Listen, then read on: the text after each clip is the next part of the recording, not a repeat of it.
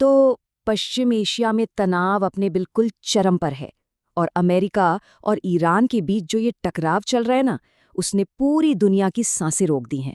लेकिन इस बार कुछ ऐसा हुआ है जिसकी सच में किसी ने कल्पना भी नहीं की थी। ऐसा लग रहा है मानो एक महाशक्ति को घुटनों पर ला दिया गया हो।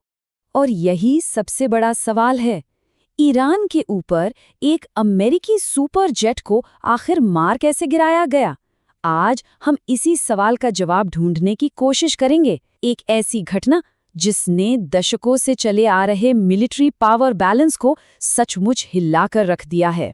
जी हाँ, सही सुना।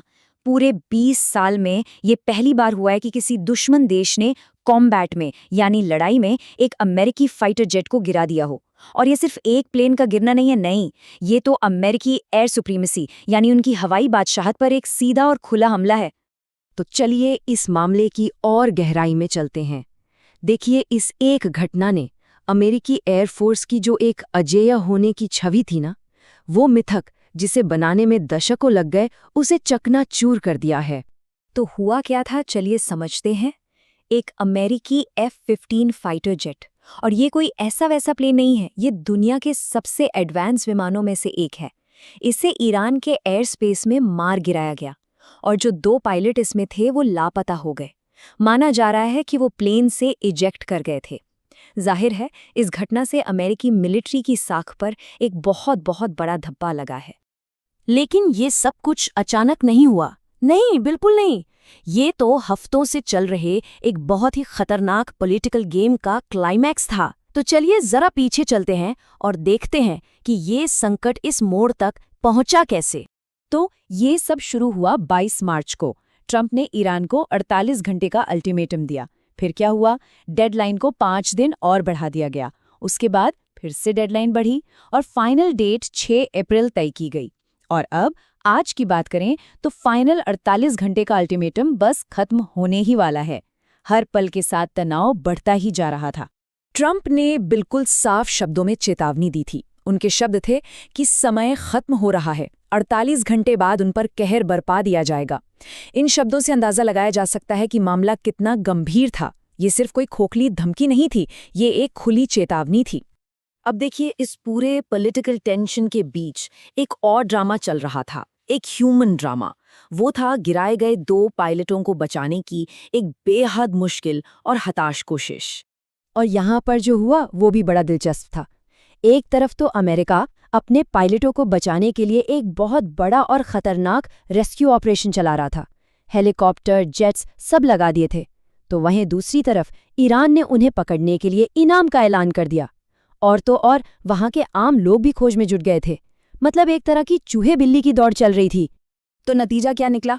अमेरिकी सेना ने कन्फर्म किया कि एक पायलट को तो उन्होंने बचा लिया है, लेकिन दूसरे पायलट का क्या हुआ, इस पर अभी भी सस्पेंस बना हुआ है, कुछ कन्फर्म नहीं है। और इस पूरे रेस्क्यू मिशन की अमेरिका को भारी कीमत भी चुकानी पड़ी। उनके कई एयरक्राफ्ट इस दौरान डैमेज हो गए। तो अब आते हैं उस सबसे बड़े सवाल पर, आखिर ईरान के पास ऐसी कौन सी टेक्नोलॉजी थी, ऐसा क्या था उनके पास जिससे उन्होंने अमेरिका के सबसे एडवांस जेट्स में से एक को हवा में ही ढेर कर दिया? देखिए, अमेरिका का सबसे बड़ा तुरुप का इक्का है उसकी स्टेल्थ टेक्नोलॉजी। अब ये है क्या? ये एक ऐसी तकनीक है जो प्लेन को रेडार के लिए लगभग अदृश्य, मतलब गायब ही कर देती है। प्लेन का डिजाइन और मटेरियल ऐसा होता है कि वो रेडार की तरंगों को या तो सोख लेता है या फिर किसी और दिशा में भेज देता है।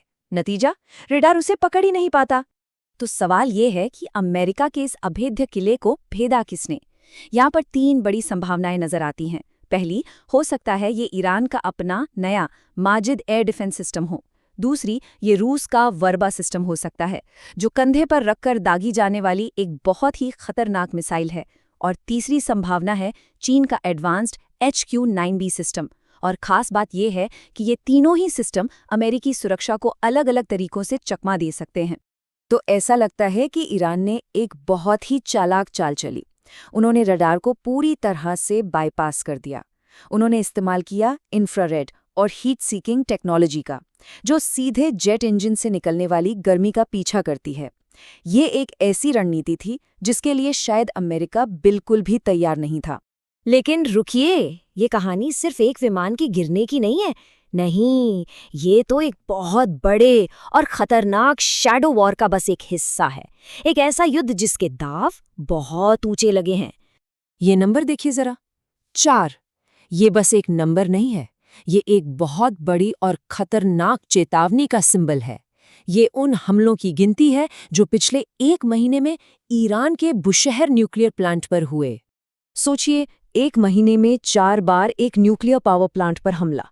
ये अब सिर्फ एक मिलिट्री टकराव नहीं रह गया है, ये तो एक परमाणु त्रासदी को सीधा सीधा बुलावा देने जैसा है, जिसके नतीजे पूरे इलाके के लिए सोच से भी ज्यादा विनाशकारी हो सकते हैं। और भी संकेत हैं जो बता रहे हैं कि हालात हाथ से निकल रहे हैं। कुवैत में रिफाइनरियों पर हमले हो रहे हैं, जिनके पीछे ईरान का हाथ बताया जा रहा है। दूसरी तरफ अमेरिका सैटेलाइट इमेजरी पर बैन लगाने की कोशिश कर रहा है।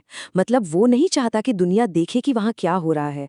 और सबसे चिंता की बात, रूसी साइंटिस्ट्स को बुशहर प्लांट से निकाल लिया गया है। ये सारे संकेत एक बहुत बड़े तूफान की तरफ इशारा कर रहे हैं। तो अब हम पहुंच चुके हैं इस पूरे विश्लेषण के क्लाइमैक्स पर। डेडलाइन खत्म हो रही है और सच कहूं तो किसी को नहीं पता कि अगला कदम क्या होगा। और अमेरिकी अल्टीमेटम के जवाब में ईरान पीछे हटने के मूड में तो बिल्कुल नहीं है, बल्कि उन्होंने तो एक और भी बड़ी चुनौती फेंक दी है। उनका कहना है कि हमने अमेरिका के लिए एक बड़ा सरप्राइज तैयार रखा है। तो अब जबकि ये डेडलाइन बस खत्म होने को है, सबसे बड़े सवाल यही है, क्या अमेरिका हमला करेगा? और अगर हमला होता है तो ईरान का वो बड़ा सरप्राइज क्या होगा?